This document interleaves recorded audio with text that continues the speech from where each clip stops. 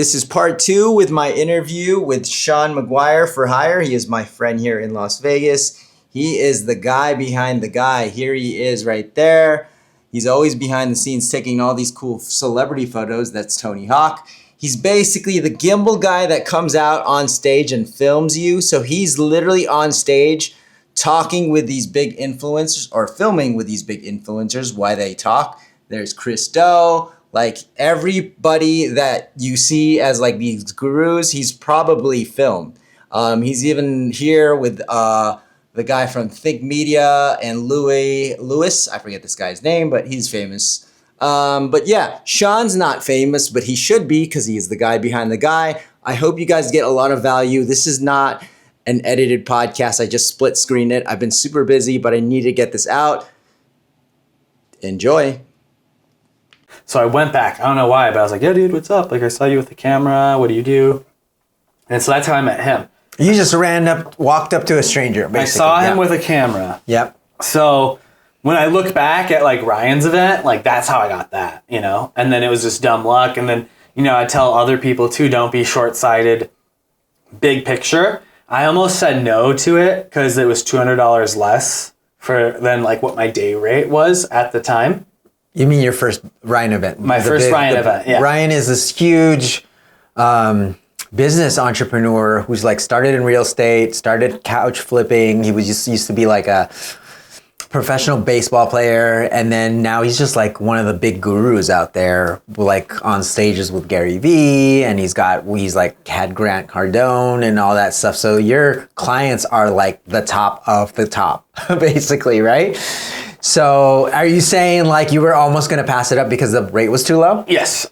Wow. Exactly. So when Kyler called me and he's like, this is what I think it was paying $600 for the day rate. This was 2021. And at the time I was $800 a day. And so I was about to be like, yeah, no, it's $800. You know? And so that basically blew the door in the event space. You know, because I always go back to busy is better than bored. And you can make up the difference of that $200 value just by meeting a couple new people. Yeah. Or like eating more at lunch. You know, like, I don't know. It's like, I always think of like, how can I get more value then if I'm not getting paid what I want, whether it's meeting people or something I can use for my sizzle reel, or like maybe they're giving out swag bags. I don't know. I've been doing events where they have like really dope like giveaways, you know? Yeah. So it's just, you know, trying to get in where you fit in. But, you know, I don't always look for what do I have to gain in a monetary sense. Okay, I think that's an important lesson because even when I, you know, when I buy a piece of gear, just like this water bottle or whatever, like I buy it, test it, and then I'll tag the brand, not really thinking they would do anything, but just doing things for the sake of doing, like you said. Yeah. Like, it's better than being bored. Yeah. We might as well create, right? Well, and like I look at it too, it's like that's like another $600 that I wouldn't have made, you know? So if you say no, because it's like, oh, you're not going to pay me what I think I'm worth. But I had nothing else to do that day. Well, also, there's phases, right? Like, if you're still building, you might as well just take it anyway, right? Definitely. Obviously. Yeah, know what phase you're in. Yeah, like, obviously, you don't want to be the guy who's the cheap guy in town, right? But in the beginning stages, you might have to do some free shit, you know? Totally. Like, I still do some free shit to build relationships. I think it's an ongoing thing. I don't think it's ever going to stop. I think too, yes, and I think right now what I've learned is negotiation is a really good one, where like I'll do your free event if later on, you know, you promise to give me more work or I get to use your space for free. So you seem like you're pretty good at bartering with content. Yeah, it's currency for me. What's the coolest thing you've like bartered for? Whoa, that is... What do you mean? Like, what is the coolest thing I bartered for? Or just like a good trade, a good start. Not all of them end up great, but like for me, for instance, I exchanged video editing for talk therapy for a year. Oh, wow. Yeah. And it was a great thing. Like we were both getting what we wanted. I've done trades, you know, where you're like, gosh, like I just don't even want to do this anymore. I've negotiated something not video related. It's kind of a fun one. So before I left LA, I was in TV for a long time, and I stayed in the TV business for 10 years. On my last trip, my last stint in LA for the last few months, I was living in Koreatown in LA. I had a cool friend who is a barber, and he was like a high-end Beverly Hills barber. He would charge like $60 for a haircut. He would cut my hair, and my hair would look so cool all the time. Wait, what year was this? This was 2016. Oh, okay, all right. And $60 per. You have a buzz cut too. No, I had like hair at the time, and he would cut my cool hair, and then I was like, hey, dude, I'm going to Hawaii. I know you're broke, but I'll pay for your ticket if you come along. And so, he's like, okay, but like it was a lot of money, right? And I'm like, just give me free haircuts for a year to pay me back. And that's how I did it. That's like the coolest thing I bartered, Wow. Like it's not even anything with anything, But like sometimes you have to be creative with certain things, right? So totally, yeah. Like he gave me $800 worth of cool haircuts. So I never had to pay for a haircut for the entire year. Yeah, it looked super cool. Got the cool fade. I was hanging out at the cool part of Beverly Hills. We'd hang out and like walk around, talk to girls. It was like, yeah, I'm cool. I'm in the poshy part of town, getting $200, $80 haircuts at the time. So that's the coolest thing. But I think like negotiation skills are like very important for us as creators. Like I always think about media as a currency, because you can barter with it, like you said. Oh yeah, your hair is kind of crazy, dude. What the fuck? It's okay, man. It's all good, bro. This is a real podcast. This is real. This is what I get for showering and trying to look good on camera. Should have seen it before. I think just like an example right now, I made a YouTube video talking about Ray-Bans. I kept making Ray-Ban videos, and they sent me an affiliate link. Same thing with this water bottle. Like I bought it with my own money. I made videos around it. Now I have like an affiliate link for these guys. Same thing for AutoCut. Like AutoCut, I'm on their webpage. I have an infinite key. They gave me I just have that infinite license that I don't have to pay for. So like, I think for creators, like it's important to have like, I think they used to call this spec spots, like making spec commercials. And like right now it's all about just brand alignment, right? Like, so dude, this is honestly the best time to do this now. The best time is to do this now, because a lot of it is like you can just do this on your phone and like tag people. We're gonna get into that a little later. You said off camera that Instagram gives you a lot of work because you post reels and you post stories and you tag the authors, and like that leads to conversations. So talk about how you use social media as like a way to get like work. Yeah, so I'm still getting better or learning a lot, with like what works and finding my voice, but I'm just kind of committed to jumping in the boat, with the posting train. My primary goal is just to get more conversations. And then if they're the right customer, they'll surface, through the things we talk about. But I probably get most of my work through referrals. And then the second amount would probably be like while I'm currently working. So it'll be like I'm at an event filming for Ryan or Neil, and then somebody will see me and they'll be like, oh, did you work for them? And I'm like, no, they're one of my clients. Yes. I am 1099. And that's kind of like planting the seed to them, like, oh, like you're a free agent, And so like, well, I have an event. Maybe I should get your number. Yeah. Like, yeah, I do events. Because you're essentially a walking billboard, because they see the speaker come out, like 1,000 people are looking at the speaker, and then Sean walks right out. So it's like, oh, that guy's he's filming the thing, It's like very obvious to see what you do. And it's now just a matter of like, hey, are you locked down as an employee versus can I hire you on the side? Yeah. And so you make it very clear in these events that I'm for hire, McGuire for hire, basically. That's right, baby. Right? McGuire for hire.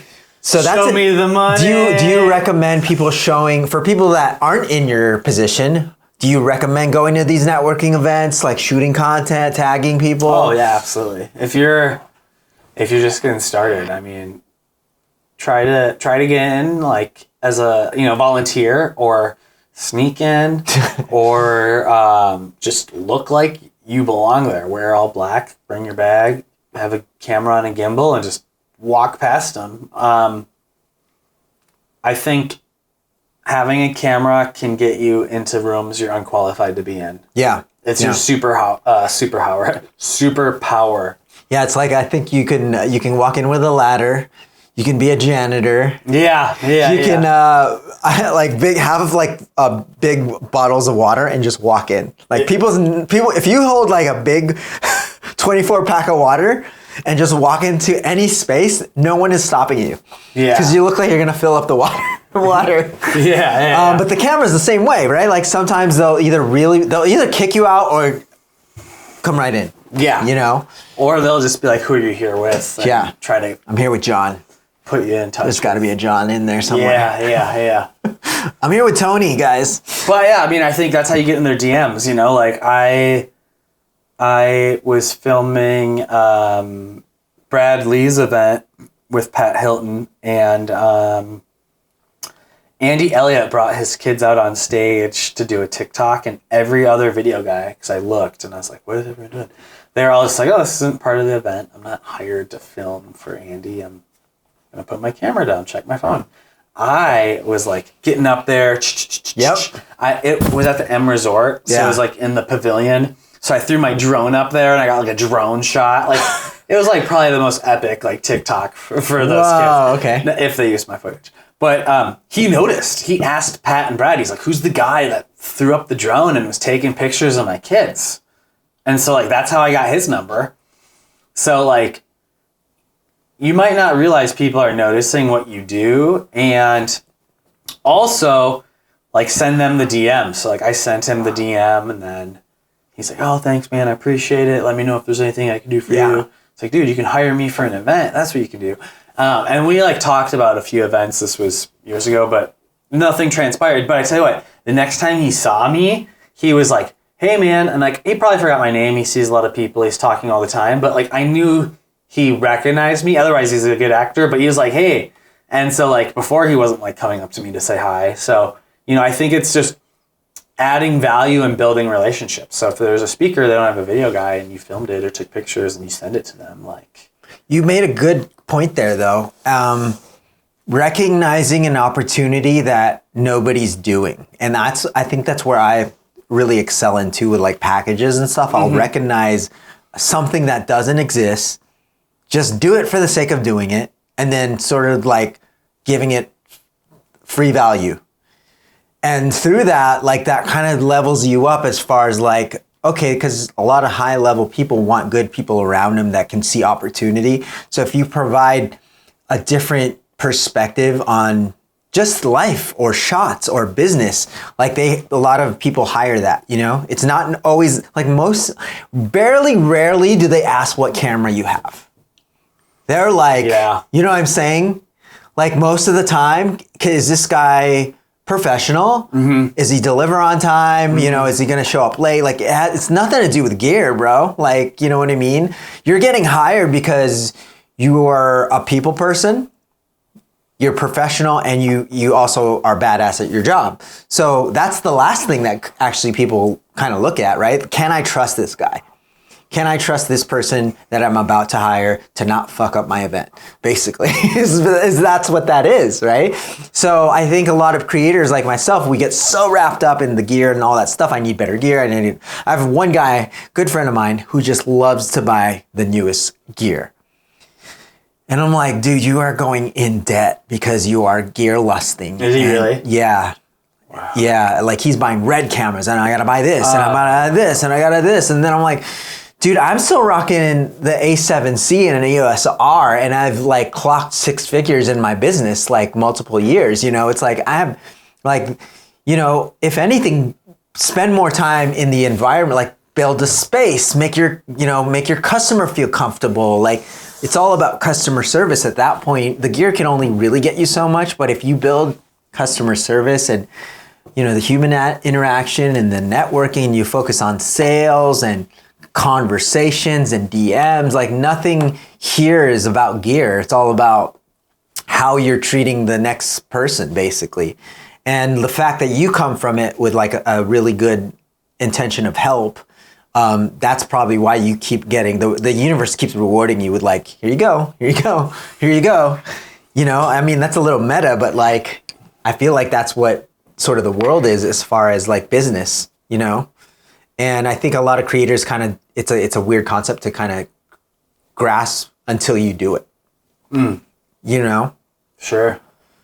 Was that too deep? Yeah, no, I'm digesting that. That was, I think, well, when you're saying that, that spawned the idea of just like, you got to be selective with the work that you do for free, or be very intentional what you're looking for going into it, you know? So You use the word purpose driven. So I've always, that was like a new thing I learned from you. I'm like, Wow. He uses the word purpose driven. I mostly call it like intentional. Sure. You know what I mean? Like to-dos, intentional to-dos. If I'm waking up today, what are my intentional to-dos, right? Yeah. And most of it is me fighting procrastination. Yeah. You know what I mean? That's how I hold myself accountable. I have this like really like, stop being lazy. You know, be prolific today. Knock out your goals, you piece of shit. You know, that's like the inner voice in me. It's like the coach pushing my own self. So like a lot, do you think volume, like the amount of work you do matters when you're starting out? Like obviously somebody who has zero experience, how would they start to like really like speed up the process? Is it mentorship or is it like go to school? It all starts with what you want, I think, and what you're looking for. Anybody I know who's gone to film school is more like film, TV route, and I think that is not the speed we're living in right now with social media. Sure. You didn't go to film school? I went to YU. YouTube University! Yeah! I'm still waiting for my diploma. But I know. I watched a lot of Think Media, full-time filmmaker. Oh, yeah. Parker Walbeck and Think Neistat. Media and Chris Do. And Neistat was him and a guy named Levi Maestro who had a show on Vimeo. Oh, okay. Maestro Knows. This was like 2013. But he was kind of vlogging before people were calling it vlogging and posting it on Vimeo. And I was like, this is dope. And then Interesting. that like nostalgia feeling came back when I saw Neistat on YouTube. And like peak Neistat, like 16, 17, 18, that's when I was like, that'd be cool. Everybody bought a boosted board. Yeah, everyone like bought a boosted board and And like the Joby Ray-Ban grip. glasses and Those Joby grips. yeah. Something like you this. have the MIDI McKinnon grip. Yeah, so I mean, I guess like maybe sort of last words and final, give me like what to do and what not to do if you were to go back in time and advise yourself in the business. Okay. Even if it was like 5 years, 6 years ago, what would you say if to I could yourself? start over. Okay, I would say find a mentor right away. Do that. Because I feel like I've been always doing this by myself. And like I was listening to a podcast by, I forget the podcast. It's like Lean Into Leverage or something. Travis Chambers was on it. He started From Chamber Media? Yeah. You've heard of him? Yeah, they do. They're a media agency that crush it. Yeah, they do all the funny like Sasquatch and shit. Yeah. Yeah, do you know he sold that for $17 million in 2021? Yeah. And he's still the face. It's kind of like Dana White with UFC. He sold to the UFC, but they still kept him the face. Yeah. So- where was I going with this? Advice of going... Yeah, get a mentor. Oh, yeah. He was saying work at an agency first to see how it operates, then go work on your own and start your own. I never did that. Like, I was just always freelancing, learning from tutorials. I joined a coaching program this year. So mentorship, coaching program. So, yeah, I mean, that's like... That's kind of what the you would same tell thing. yourself. Yeah. And then... What about a big mistake you would be like, hey, man, watch out for this? Well, I'd say watch out for thinking that you're done learning. Oh, wow. That's deep. Because I think when I first started, I was going really hard on the tutorials, because obviously you're just learning and you're not getting out in the field as much, or you're like, filming like Yeah. pouring coffee, you Sure. know, and you're Yeah. like, and so you're like learning a lot, and then you feel like, okay, I kind of, get my baseline of like where the clips are and the jump cuts or the punch in, punch out, and a couple text effects. And like, all right, we're in business, we're editing, and then maybe you learn a couple cool transitions, and then like all of a sudden you like stop learning, and so just realizing that the learning part is also a marathon, just due to the nature of the industry's changing so much. We With have new this- even apps, new tech, Yeah, new like aspect AI. ratios, new formats. So like there's so much to always learn. So I'd say, yeah, learn, and then probably, keep it a side hustle if you can, getting started, and before you jump in the pool, like be familiar with what you're getting into. I've a couple people who've kind of just dove head first and Yeah. they dove back, started As far as like reversing out of it. finances too, right? Like you want Yeah. to be ahead, you want to be a little bit secure. Like, Yeah. wow, that's a good advice. Because kind of piggybacking on the chamber media part where he's like, go learn somewhere. That's kind of where I cut my teeth. I worked for a Company, post an agency, house yeah. for 15 years, you know, on their dime, like learning things. So that's a good tip. I love that tip. All right, well, cool, Sean, man. This was fun, dude. Dude, thanks. Sean, where can they find you? I'm on Instagram at Sean McGuire, McGuire for hire. You can spell it ShawnMaguire. And then we'll put his YouTube links. We'll put all his links down below. So yeah, guys, let me know what you guys want to hear on the podcast. Throw up some questions down in the comments and let us know if we missed anything or if anything was super unclear or it was just a big chaotic mess.